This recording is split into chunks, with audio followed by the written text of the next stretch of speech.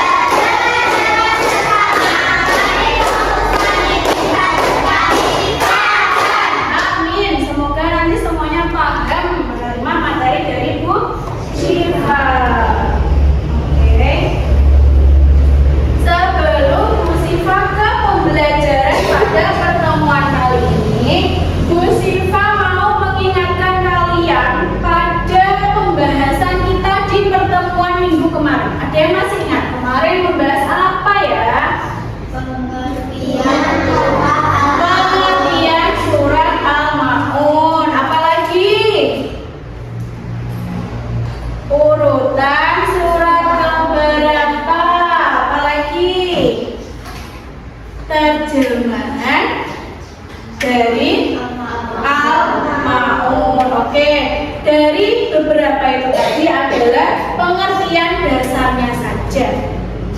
Dan ini nanti yang akan Bu Syifa bahas adalah tentang pesan pokok atau kandungan dari Quran surat Al-Ma'un. Sebelum kita mulai, kita nyanyi dulu boleh? Boleh. Bersama-sama ya, nanti semuanya bunyi.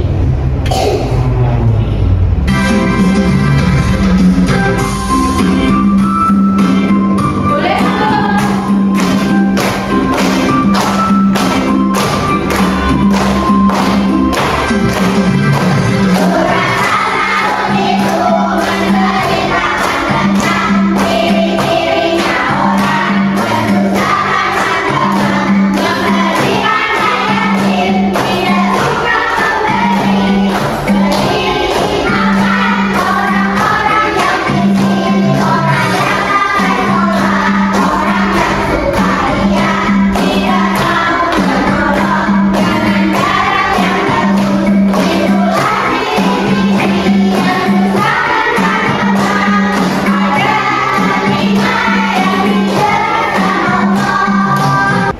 Dari lagu tadi, di penulis agama ada berapa?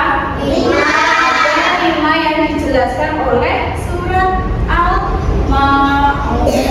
Untuk pembelajaran ini tadi, tujuannya yaitu peserta didik mampu menganalisis kandungan dari surat Al-Ma'un. Jadi setelah kita mempelajari ini nanti, kalian diharapkan bisa menganalisis kandungan dari surat Al-Ma'un. Kita saksikan video dulu.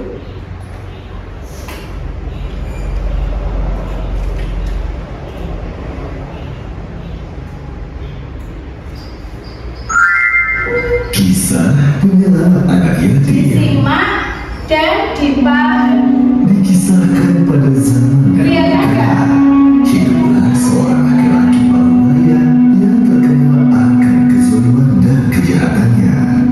Hidupnya yang pengangguran membuatnya bergerak bebas melakukan kejahatan yang terbesit di benaknya. Mencuri, menipu, hingga merampas kehormatan orang lain sudah menjadi kebiasaan wajibnya. Namun suatu hari, di saat ia hendak membeli minuman keras, secara tak sengaja bertemu lelaki ini dengan seorang anak yatim yang sedang menangis sendirian di depan sebuah toko. Melihat kejadian ini, seketika lelaki ini bersimpati kepada anak kecil tersebut. Ia pun berhenti sejenak dan bertanya kepada si anak yatim tersebut, "Wahai anak kecil, kenapa engkau menangis? Di mana orang tuamu?" "Maafkan aku, Papa. Aku sangat merindukan ayah dan ibuku." Di dalam tidurnya, dia bermimpi. Tiba-tiba datanglah padanya satu malaikat yang marah, yang memaksa dan menyerangnya menuju ke neraka. "Masuklah kau ke dalam api neraka. Maafkan hamba ya Allah. Panas. Di saat tidak ada satupun orang yang menolongnya, tiba-tiba datanglah si anak yatim. Dia tolong dan berteriak, "Hentikan! Berhentilah kau!" Dan seketika itu terdengar suara, "Lepaskan dia! Dia bersalah karena dia telah berbuat terhadap anak yatim." Apa yang terjadi?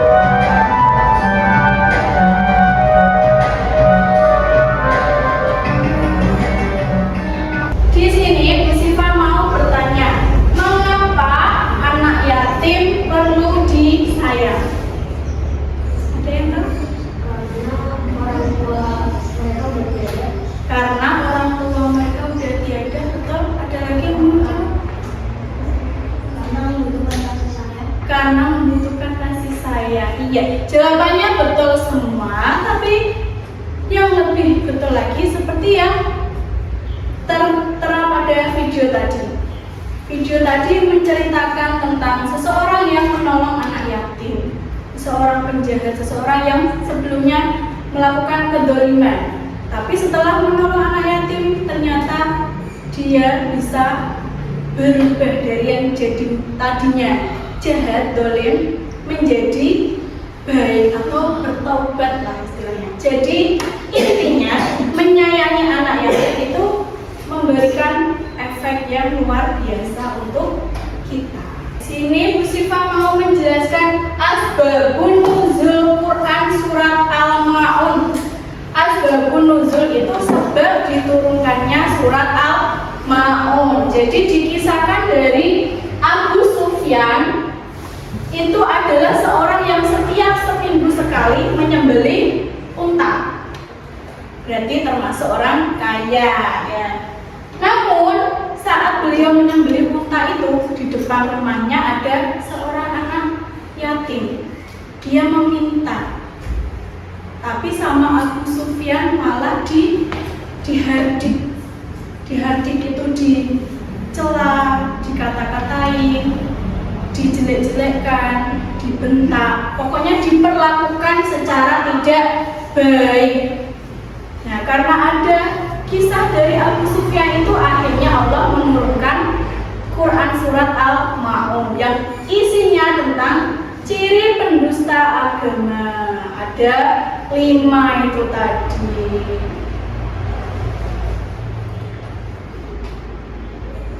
Selanjutnya, isi kandungan Quran surat Al-Maun ayat 1-7. Tadi menjelaskan tentang ciri pendusta agama. Ada 5. Yang pertama, menghardik anak yatim, seperti yang dilakukan siapa tadi? Abu Sufyan.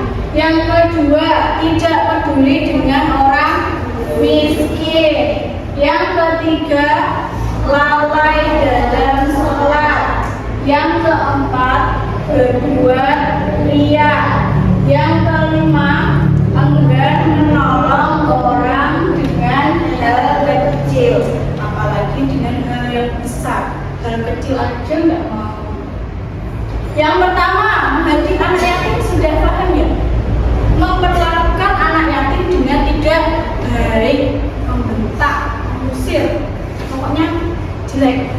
Yang kedua, tidak peduli pada orang miskin. Ada orang miskin acuh, cuek, tidak dipedulikan. Yang ketiga, lalai dalam sholat. Ini seperti yang disebutkan dalam terjemahan Al-Maun, celakalah orang yang sholat.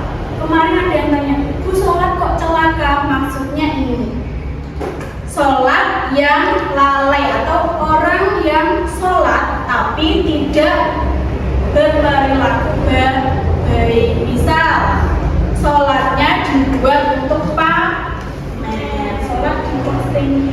Ada nggak Bu? Ada. Yang keempat, berbuat riya. Riya itu pamer, berbuat kebaikan hanya untuk dilihat atau dipuji seseorang.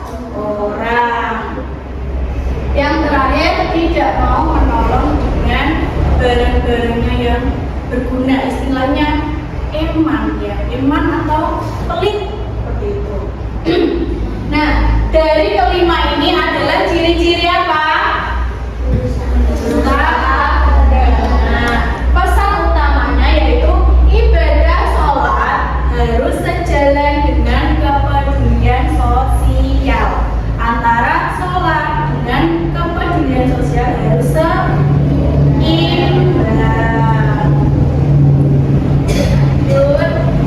Kisah inspiratif terkait Quran surat Al-Maun dikisahkan dari Rasulullah. Rasulullah itu sangat menyayangi anak yatim. Bahkan beliau bersabda, seseorang yang menyayangi anak yatim yang mengasuh itu nanti di akhirat akan bersamaku seperti ini, sambil menunjukkan jari tengah dan jari telunjuk. Jadi begitu dekatnya sama Nabi Muhammad. Ingin enggak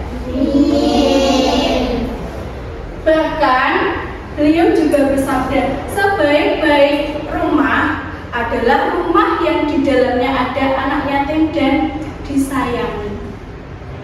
Dan seburuk-buruk rumah adalah rumah yang di dalamnya ada anak yatim tapi tidak disayangi, tidak diperlakukan dengan benar.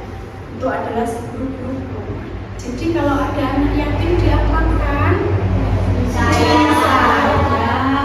Betul. Selanjutnya ada lagi teladan dari sahabat Rasul, dari Umar bin Khattab. Umar bin Khattab itu setiap malam selalu berkeliling untuk mencari siapa? Anak yatim atau fakir miskin. Untuk apa? Untuk diberi bantuan. Yang kedua, teladan dari sahabat Utsman bin Affan, banyak sekali menyumbangkan hartanya untuk orang miskin tanpa pamrih. Tanpa pamrih itu tanpa mengharapkan imbalan. Dari sini ada yang ditanyakan atau enggak? Mungkin ada yang kurang paham? Sudah paham? Oke, kalau sudah paham, Bu Siva mau memberi tugas kalian, yaitu tugas kelompok. Oleh karena itu, kelompoknya tetap seperti ini, seperti minggu kemarin. Tetap seperti ini saja atau berubah? Seperti ini saja ya. Tugasnya apa, Bu? Tugasnya yaitu seperti yang dijelaskan Bu Siva tadi. Ya, ini dari pesan utama ciri penista agama ini, ibadah sholat harus sejalan dengan kepedulian sosial. Tugas kalian membuat peta konsep. Apa itu peta konsep? Peta konsep itu penjelasan yang saling keterkaitan, saling berhubungan. Di situ hanya ada dua, sholat dan kepedulian sosial. Sama Bu Siva ditambah satu lagi, akhlak. Jadi tugas kalian adalah menghubungkan antara sholat, kepedulian sosial dan akhlak. Ada tiga. Ada hubungannya atau enggak ya menurut kalian? Kalau enggak ada, ya dijawab. Oh, enggak ada hubungannya. Di sini nanti Bu Siva kasihkan format peta konsepnya, kalian tinggal isi. Tadi kan hanya tiga, di sini 4 Bu. Yang satu nanti kesimpulan. Bisa di sini sholat, di sini kepedulian sosial, di sini akhlak. Terakhir kesimpulan dari ketiganya. Paham? Kalau kurang paham bisa ditanya. Kelompok 1,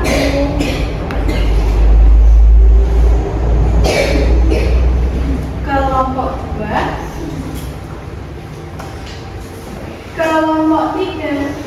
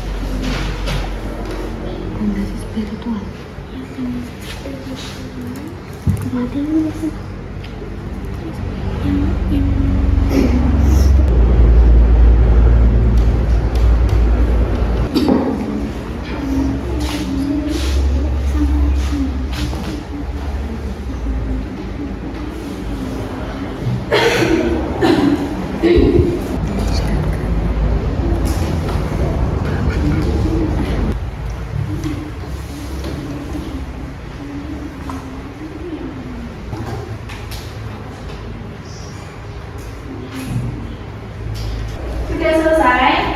Sudah. Kalau sudah, kita mulai presentasi. Nah, perkenalkan dulu. Dari kelompok mana?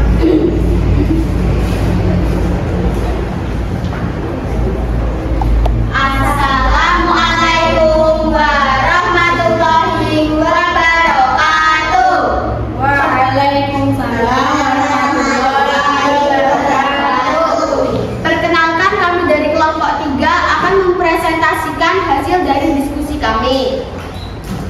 Menurut kelompok kami, di antara sholat, kepedulian sosial, dan akhlak sangat berhubungan. Akhlak mulia dan kepedulian sosial akan dimiliki seseorang jika ibadah sholatnya benar. Sholat, kepedulian sosial, dan akhlak sangat berhubungan. Jika seseorang melaksanakan ibadah sholat dengan benar, maka akan memiliki kepedulian sosial yang tinggi dan berakhlak mulia, sehingga tidak akan mendustakan agama. Sholat, kepedulian sosial, dan akhlak sangat ada hubungannya, yaitu orang yang sholatnya benar maka akan memiliki akhlak dan kepedulian sosial yang tinggi. Menurut kelompok kami, jawabannya kurang lengkap karena tidak ada contohnya. Oke, menurut kelompok 1 jawabannya sudah bagus tapi cuman kurang lengkap. Ya. Ada lagi kelompok 3 mau? Tidak ada? Oke, kalau tidak ada beri tepuk tangan untuk kelompok 2. Bisa kembali ke tempatnya.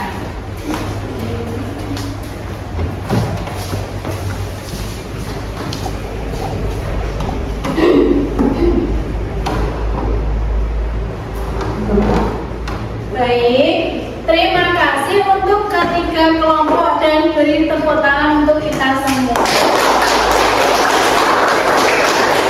Jawabannya dari kelompok 1, kelompok 2, kelompok 3 jawabannya hampir sama, yaitu apa?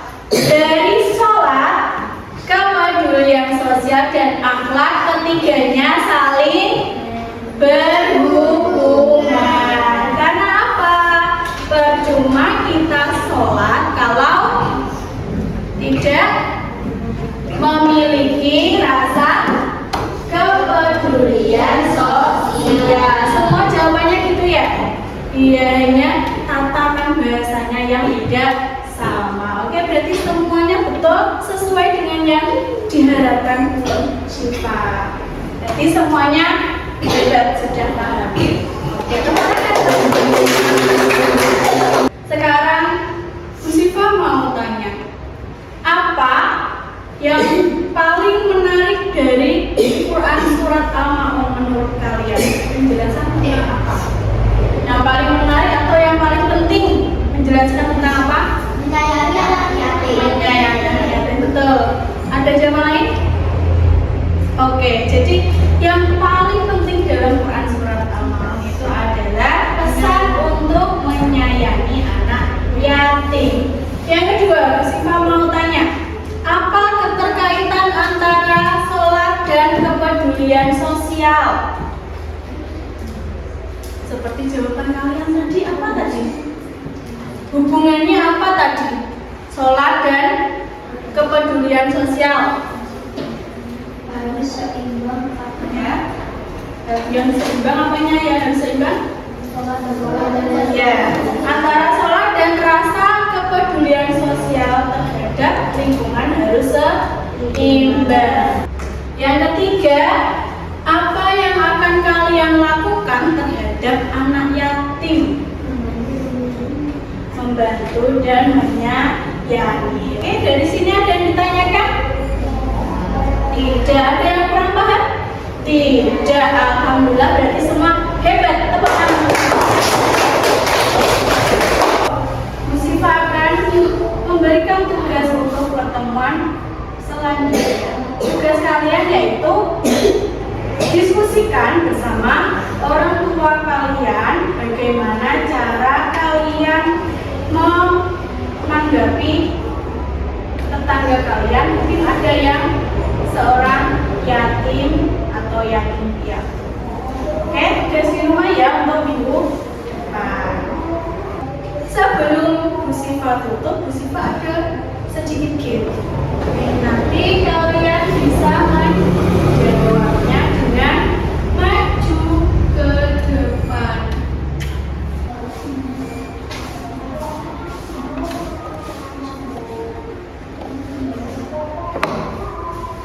Nah.